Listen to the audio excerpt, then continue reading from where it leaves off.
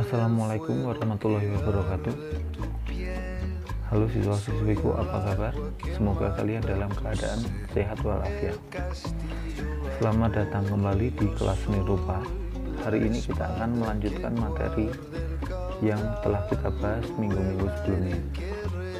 Sebelumnya kita pernah membahas tentang seni, yaitu tentang pengertian seni, sifat dasar seni, kemudian cabang-cabang seni dan lain-lain. Nah, hari ini kita akan membahas salah satu cabang seni itu. Cabang seni kan kemarin sudah saya jelaskan, ada seni rupa, seni musik, ada seni tari, teater dan lain-lain. Nah, kita akan membahas tentang seni rupa itu tadi. Apa saja yang akan kita bahas tentang seni rupa? Yaitu tentang satu, pengertian seni, kedua, unsur-unsur seni rupa, yang ketiga, macam-macam seni rupa, yang keempat, fungsi dari seni rupa. Baik, untuk menyingkat waktu, langsung saja kita masuk ke poin yang pertama, yaitu tentang pengertian seni rupa. Kira-kira pengertian seni rupa itu apa? Kemarin sudah pernah saya jelaskan tentang seni, pengertian seni, yaitu hasil kreativitas manusia yang mengandung keindahan yang disampaikan melalui media tertentu, itu seni. Nah, kira-kira kalau seni rupa pengertiannya seperti apa? Secara umum, seni rupa adalah salah satu cabang seni yang hasil karyanya dapat dinikmati oleh mata dan disentuh dengan tangan, karena seni rupa diciptakan melalui media rupa. Media rupa itu pasti bisa dilihat dan bisa disentuh. Contoh, salah satu media rupa kayu misal, yang kemudian dibuat menjadi patung. Nah, kayu kan bisa dilihat dan kamu bisa sentuh, kamu bisa raba teksturnya. Kalaupun sudah dibuat menjadi patung, tentu saja masih dapat kalian lihat dan kalian raba teksturnya. Kemudian pengertian seni rupa menurut bahasa. Seni rupa berasal dari kata seni dan rupa. Seni itu sendiri memiliki pengertian seperti yang sudah saya jelaskan kemarin, yaitu cara menampilkan keindahan atau ekspresi manusia dalam bentuk karya, mengandung keindahan pastinya, yang disajikan melalui media tertentu, itu seni. Kemudian kata rupa memiliki arti wujud atau sesuatu yang bisa dirasa, dilihat, diraba, juga dinikmati. Jadi rupa itu mengacu ke medianya. Jadi kalau menurut bahasa dapat kita simpulkan jika seni rupa adalah sebuah cara menampilkan keindahan dalam bentuk karya yang bisa dirasa, dilihat, diraba, dan juga dinikmati. Itu pengertian dari seni rupa menurut bahasa. Adapun pengertian seni rupa menurut para ahli, mungkin ini tidak perlu saya jelaskan, cukup saya bacakan saja. Yang pertama dari Hawking. Hawking adalah salah satu ahli seni rupa yang terkenal di dunia. Menurut Hawking, seni rupa adalah bagian dari ekspresi jiwa manusia yang diimajinasikan dan diterapkan ke dalam sebuah benda. Hawking berpendapat jika sebuah seni rupa adalah seni yang juga untuk dipamerkan atau dipertunjukkan di depan orang banyak. Yang kedua, menurut Kumaladevi Chattopadhyaya. Kumaladevi merupakan ahli seni rupa dari India. Menurutnya, seni rupa adalah luapan ekspresi yang disampaikan dari seorang seniman kepada penikmatnya. Dengan kata lain, seni rupa adalah suatu jembatan untuk membuat orang lain paham dengan apa yang dirasakan oleh seniman. Jadi semacam sebagai media komunikasi gitu. Jadi si seniman memiliki pemikiran apa, kemudian orang lain bisa tahu apa yang dipikirkan si seniman itu melalui karya. Ini kurang lebih seperti itu. Kemudian yang ketiga, menurut Lamery, dia berasal dari Prancis. Lamery adalah seorang ahli seni rupa yang sangat terkenal di sana. Menurutnya, seni rupa adalah penglihatan yang dilakukan secara simbolis dengan bentuk yang lebih tinggi dan juga lebih indah. Lamery menegaskan jika seni rupa adalah sesuatu yang menekankan pada keindahan. Kemudian yang keempat, menurut Corinne Hartong. Corinne Hartong berasal dari Belanda. Menurutnya, seni rupa adalah cara untuk mengekspresikan diri dan emosi, sehingga orang lain bisa ikut menikmatinya. Corinne Hartong menganggap jika seni rupa adalah suatu pesan keindahan yang harus disampaikan kepada penikmatnya. Kemudian yang kelima, menurut Susan K.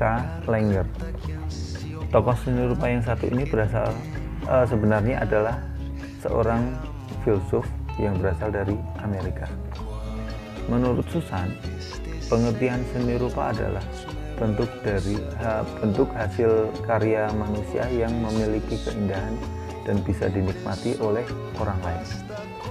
Susan memberikan gambaran jika seni rupa adalah proses penciptaan keindahan yang tujuannya untuk dinikmati. Itu 5 contoh pengertian seni rupa menurut para ahli. Setelah poin pengertian seni rupa, kita masuk ke poin kedua, yaitu tentang unsur-unsur seni rupa. Unsur-unsur seni rupa ada 8. Apa saja? Yaitu 1 titik, 2 garis, yang ketiga bidang, yang keempat bentuk, yang kelima ruang, yang keenam warna, yang ketujuh tekstur, dan kedelapan gelap terang. Kita akan bahas satu persatu. Kita mulai dari yang paling kecil, yaitu unsur titik. Titik atau bintik merupakan unsur dasar seni rupa yang terkecil. Semua wujud dihasilkan mulai dari sebuah titik. Kalian bisa lihat contoh gambar yang dibuat dengan unsur titik.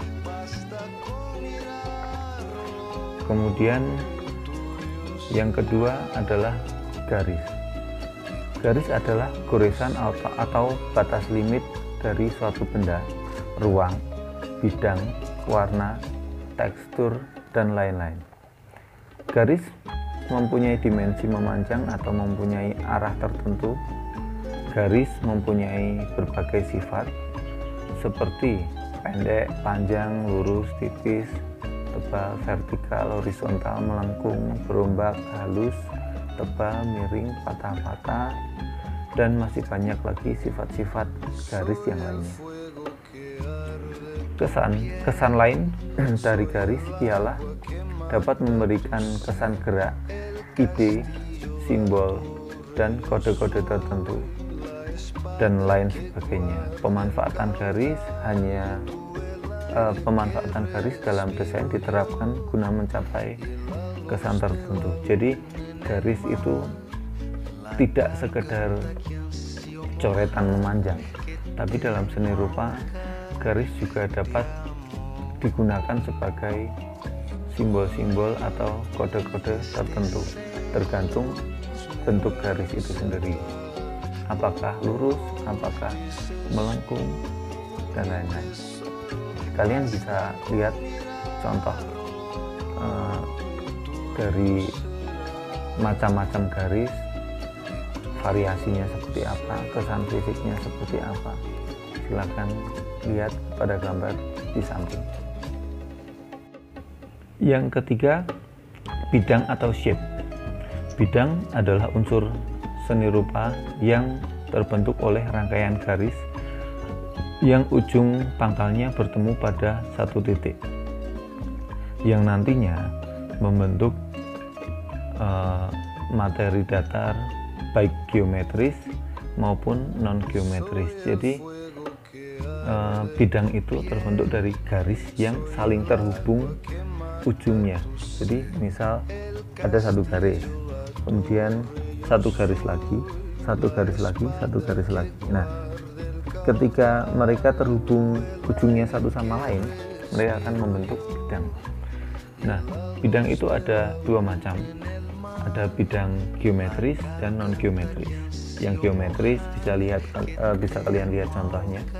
Ada lingkaran, persegi panjang, segitiga, kemudian trapesium dan lain-lain. Nah, yang non geometris itu cenderung membentuk bidang yang tidak berbentuk atau tidak beraturan bentuknya. Jadi bebas, mau bentuk seperti apapun bebas. Misal amuba itu bentuknya kan tidak beraturan. Nah, itu masuk ke bidang non geometris. Selama itu masih berbentuk bidang datar, berarti itu termasuk ke dalam bidang. Kemudian yang keempat, bentuk atau form. Bentuk adalah susunan bidang-bidang dan garis yang kemudian mewujudkan citra dengan kesan 3 dimensi, baik wujud geometris maupun non geometris. Jadi bentuk itu bisa diartikan bidang, beberapa bidang yang disusun menjadi satu. Misal kamu punya persegi yang kamu miliki berjumlah 6, kemudian persegi kamu susun ke 6-6-nya kamu susun menjadi satu. Nah, itu akan membentuk sebuah kubus. Contohnya seperti itu. Bentuk sendiri juga memiliki dua macam, yaitu geometris dan non geometris. Bisa kalian lihat contohnya. Bentuk geometris itu ada bola, ada tabung, ada kerucut dan lain-lain. Sedangkan bentuk non geometris itu lebih ke bentuk yang tidak beraturan, tidak sulit terukur dan sulit didefinisikan bentuknya. Misal kubus itu kan dapat didefinisikan. Kubus itu terdiri dari 6 buah persegi yang disusun menjadi satu misal. Nah, itu kan dapat didefinisikan. Misal yang non geometris, kita lihat contohnya pohon. Kita bisa menyebutkan itu pohon, tapi jika diminta untuk menjelaskan bentuk-bentuknya kan sulit. Nah, itu salah satu ciri dari bentuk geometris dan non geometris. Kemudian yang kelima adalah ruang. Ruang adalah kesan kedalaman baik pada gambar maupun benda. Ruang memiliki dua sifat, yaitu bersifat semu dan bersifat nyata. Sifat semu hanya dapat dinikmati dengan cara dilihat saja, sedangkan sifat nyata dapat dilihat dan diraba. Kedua sifat ini sangat berbeda tergantung dari dimensinya. Jadi yang bersifat semu itu pasti berwujud 2 dimensi. Yang bersifat nyata itu berwujud 3 dimensi. Contoh yang semu itu dapat kalian lihat pada gambar. Jadi kedalaman atau ruang itu timbul hanya sebatas kesan. Jadi seolah-olah itu memiliki ruang atau memiliki kedalaman. Sedangkan untuk yang sifat nyata itu berwujud 3 dimensi.